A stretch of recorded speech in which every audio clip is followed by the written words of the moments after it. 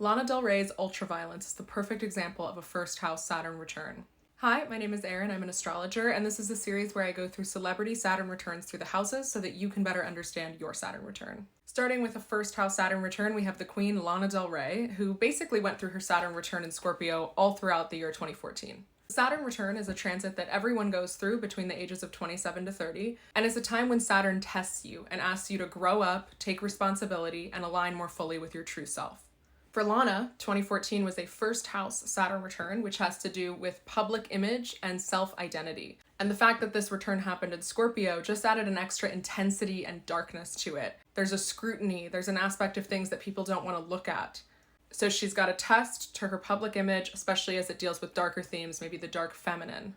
For those of us that were Lana fans when Ultraviolence came out, I'm sure we all remember the controversy around Ultraviolence being seen as an anti-feminist piece of work from Lana Del Rey. There was a lot of criticism of the lyrics, "He hit me and it felt like a kiss." There was a lot of pushback in general against Lana as this anti-feminist character. And in general, I think Ultraviolence explored a lot of the darker themes that were hinted at in Born to Die, but then delved into much deeper into the Lana Del Rey persona in Ultraviolence. It's why Ultraviolence is a fan favorite amongst people who get Lana Del Rey. It has that depth, it has that grit. It wasn't an easily digestible image. I think now that we have this context on Lana, we can see the depth of her as a feminine character. But at the time, she was just seen as promoting an unhealthy idea of what it meant to be a woman in relationship with a man.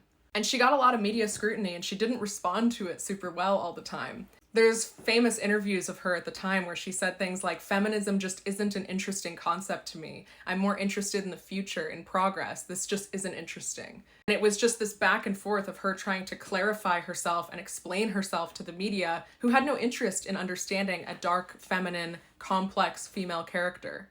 Ultimately, she came out of her Saturn return at the end of 2014 a much more fully formed artist. She had to maintain her identity and sort of redefine her character amid really intense criticism.